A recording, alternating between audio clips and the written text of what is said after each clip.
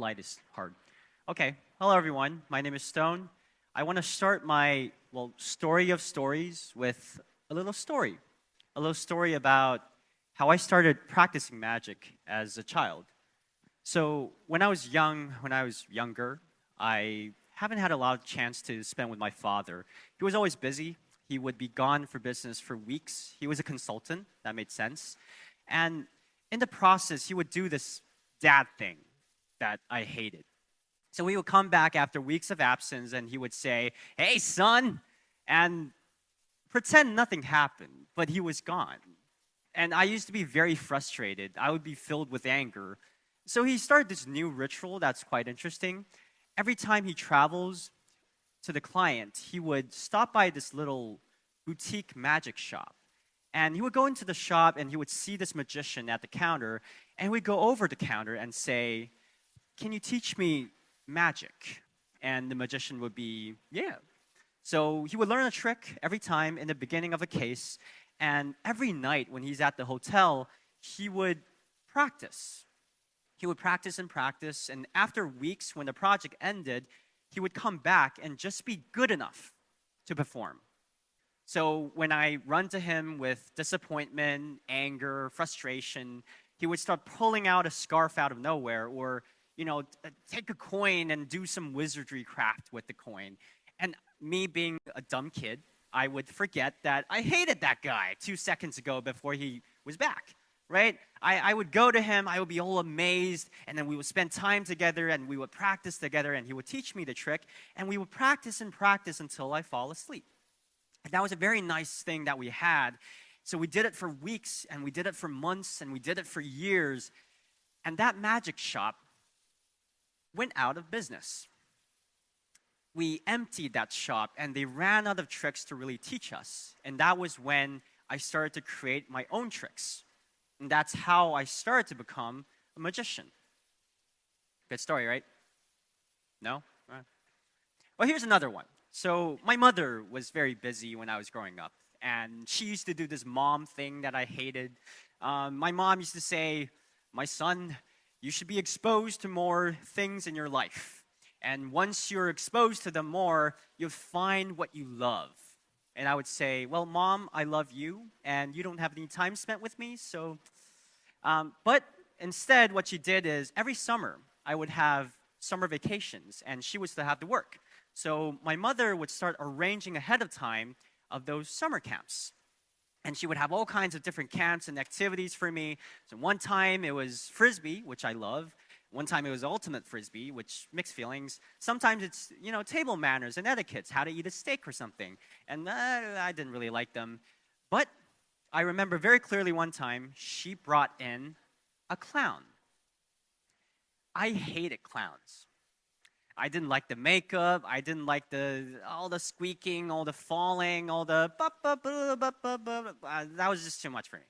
But what I did enjoy was that the clown taught us magic. So I remember it was a pen trick. The clown had a pen on his hand and it was floating over his palm, and he taught the trick to everyone in the class. But only one person really understood the trick, really nailed the trick, and that was me. I nailed the trick. I nailed the performance. I nailed the mechanism. I nailed the script. I nailed everything. I was so good that at the end of the class, everyone knew the trick, how it worked. But after they see me perform, they were still amazed by how I performed it. That was how good I was. And that was the start of my magician career. So 2 stories, both pretty good. Both are true, by the way, but they seem to clash a little, right? Because depending on which one I tell, and even though they explain the same thing, they explain how I learned magic as a child, the 2 stories, depending on which one I tell, would change my origin story. So what is a story? What is storytelling? So for the past 2 years, I've not been a magician. I've been the head TEDx speech coach for Tsinghua University. And we've worked with over 24 of speakers. And during working with those speakers, there's a very, very important lesson that we learn about those speakers. And it's that speakers are awesome. They are. They are. They're truly awesome, right? That's why they're speakers. Maybe not me, but most speakers are pretty awesome. They have impressive resumes. They have great experience. They have very great success, and that's why they're speakers. But when we talk to them, what we realize is that most of them struggle. So they have a hard time of turning their great experience that it's obviously fascinating into something that the audience can relate. Because sometimes they're just flexing. They're just showing their greatness, and then people don't care. They're like, yeah, you're great, but so what, And that happens all the time. So we thought, this is, for speech coach, this is a technique issue. We should teach you how to do storytelling. So we would do workshops, and we would teach them, oh, this is the TEDx format, this is that, and that didn't really work. So we would go to another route. So we would say, oh, it's a performance issue, right? You have stage fright. You're not good at using your body language in a very natural style. So we would introduce that to them. We would do one-on-ones, and they would still not perform well. And eventually what worked is we started introducing this new process that we call curation. And we do it before the speakers became speakers. So when they were still candidates, when we are still trying to eliminate them, instead of asking those questions that will eliminate them, such as, why should we choose you over the others? We would ask them about random stuff and just let them talk about their life. And we try to walk into their world. So we would introduce the speech team early on, and we'll just ramble. And what we learn is once you walk into their world and help them make sense of their past, the stories that they're going to tell you and how they interpret their past just comes naturally. And that's something that's quite magical, because some of them even told us that they never looked at themselves in a certain way. And that really changed what they want to do with their future. So what is storytelling? Well, when we think of storytelling, we often think about something like autobiographies, right?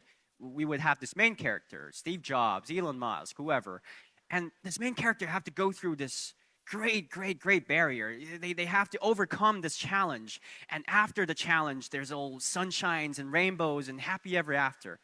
But what we don't realize is autobiographers cheat. They do cheat.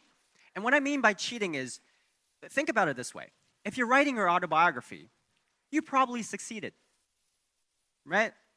If you're not successful, you're not writing your autobiography. No one wants to read them. So I call this the contradiction of storytelling, right? The same thing for speech writing. When I'm writing the speech, a good speech is a form of communication with the audience. It's a silent communication where hopefully you're not talking. I'm the one doing all the talking, right? However, in order to write a good speech, I have to write ahead of time. So I wouldn't know how you would respond to my jokes, how you would respond to all the memes I'm making, to respond to me in general. So behind a good story is something that's actually uncertainty. Because we don't know what's in the future, good storytelling won't let us predict the future. Instead, it allows us to embrace this magical thing called uncertainty. So storytelling is not, the issue is not with the technique. The issue is with understanding what's the part that storytelling plays in our life. It's not a fabrication. It's not a list of facts in our life. Instead, it's curation. It's an active process of thinking that help us make decisions. We're going to make the decision of what goes into the first chapter of our life. We're going to make decisions of what goes into the second chapter, what becomes the climax of our life.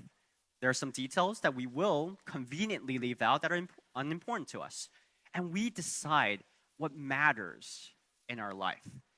That is what storytelling is supposed to be.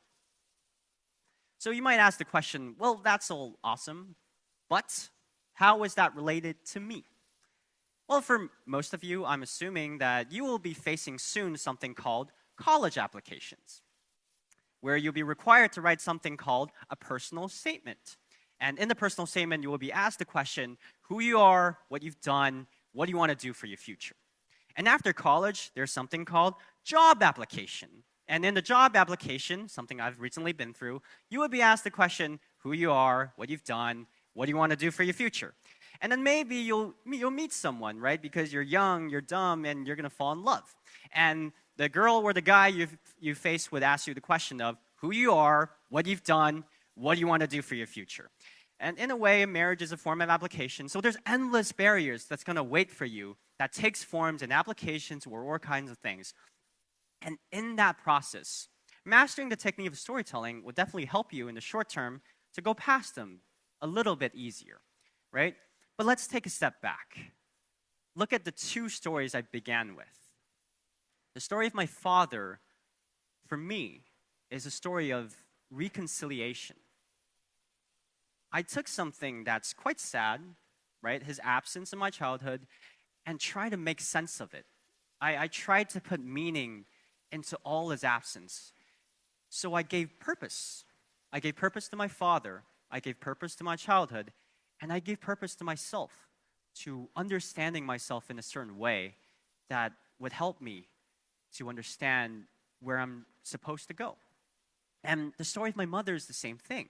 It's a different theme. It's about recognition. I took the absence of my mother and I blended in with the care she had for me, the hobbies, the passions she introduced to me, and I start using that to give value to my mother. I gave value to my childhood. I gave value to the parts that she played in my life, and it helped to shape just a little bit of who I am as a person. So when you start looking at your life in this specific storytelling way, what you will learn is you will start to get a better sense of what we call self. You have a better understanding of who you are, and you'll start being able to give purpose to everything that has happened in your life. Some you will take away the purpose because they don't matter, and some even more important, so you'll attribute value to that part of your life. Because in all the applications, all the barriers, everything that's going to happen in your life, it can be reduced. Sooner or later, you realize that it's just answering one question. I call it the question. The question is, who are you? It's just, who are you? At different age, facing different challenges, you'll have different answers, right? But it can all be reduced to the question, who are you? Of all the choices that you're going to make, of all the actions that you're going to take, and of every reaction that comes from the choices and the actions that happened, everything is just a form of answer to the question, who are you?